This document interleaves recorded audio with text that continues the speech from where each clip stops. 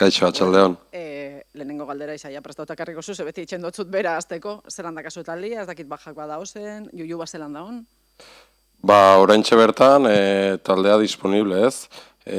Azkeneko partiduetan, ustet, orain dela bi aste juju azkeneko entrenamenduan min hartu zuen txorkatilean, beti zene aurka ezin izan zuen jolastu, lehengo egunean jaitzul izan taldearekin eta minutu batzuk ere jolastu zitun, eta hortik aurrera talde guztia disponible, egia da oraindik biharko entrenamendua dakagula, espero dugu ezer arrarorik ez pasatzea, eta hori garrantzitsua, askotan esadeten moduan, egunerokotasunean lana ondo egiteko, denak disponible egotea, oso positiboa da.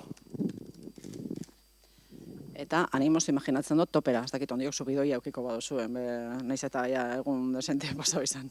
Bai, azkenen garaipenak animoak haundiogotu egiten ditu, baino esaten duten moduan, ez?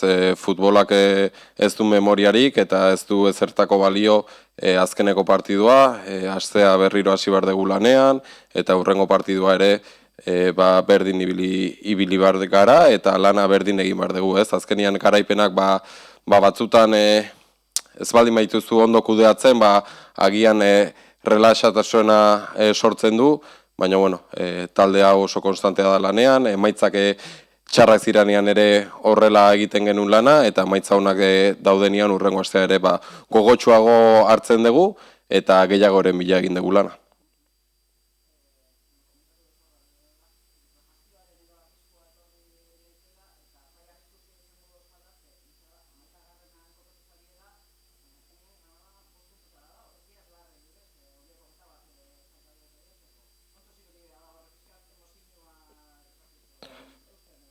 Bai, badakigu oraindik asko geratzen zaigula, puntu asko daude jokoan, oraindik 21 puntu ditu jokoan. Gu dinamika eta emaitzan aldetik momentu honean gaude, puntuak ari gara lortzen, azkenekoa 3 puntu, baino badakigu oraindik bidea luzea dala eta konstante mantendu behar garela lanean.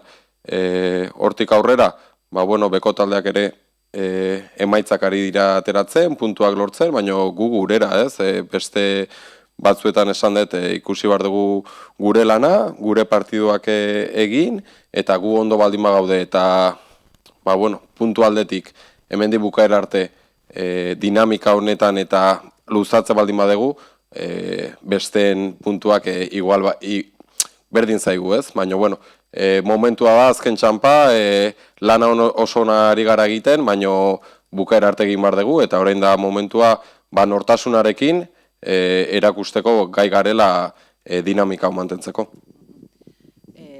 Esan duzu, bestiek doia zela lortzen puntuak, ez da Sportingen kasua, eta izan ere, asteburu honetan, irabazi eskero eliminautak lagatzen dutzu, ez? Ezin izango zotzuen harrapatu.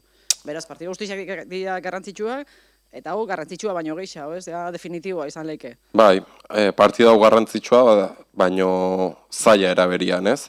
Azkenean, Sporting puntu gutxi ditu, esan dezu moduan, irabazi ezkeo ziran iritsiko guri pasatzeko, baino partidu zaila daukagu aurrean.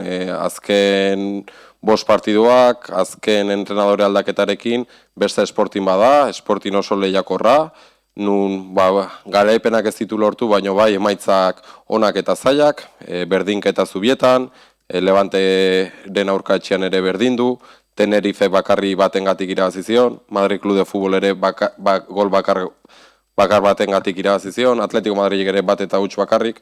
Orain txertan talde lehiakorra da, beraientzako azkeneko bizitza izan leike edo azkenekotarikoa, partidu garrantzitsua bai da, zailare bai, eta esan dute moduan, orain erakutsi behar dugu gure nortasuna, eta han etxian erakutsi genuen lehenguan Sevillaren aurka, gure helburua da orain Huelvan erakustea.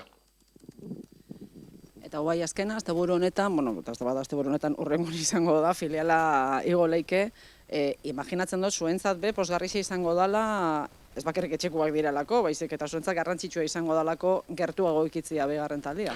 Bai, postasuna bat izango da, larun batean lortzen baldin badute igoera hori, azken finean, filiala eta arrobia lan oso ona egiten ari dira, bai infantila, bai kadeteak, bai Z taldea eta kasu honetan filiala, eta oso garrantzitsua izango da. Azkenean, jokalari askok ere lagundu ziguten aurre denboraldian, laguntzen digute ere bai denboraldian zehar, eta igoera bat lortzea bigarren ref mailara, izango da oso garrantzitsua klubarentzako, oso garrantzitsua talde hori osatzen duten jokalariak eta baita ere entrenatzaileak eta staff guztia, eta Eibar toki politean kokatuko du emakumezkoen futbolean, ez?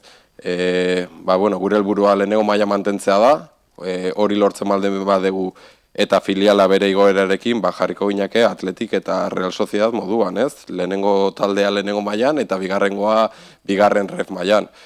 Lan asko dago atzetik, hasi que, suerte desiatzen diet azken partido honetarako, eta gero disfrutatu dezatela, ze oso zaila da lortuko dutena, hasi que mendikan suerte eta hurrengoan zorionak ere ematen dizkieten. Listo?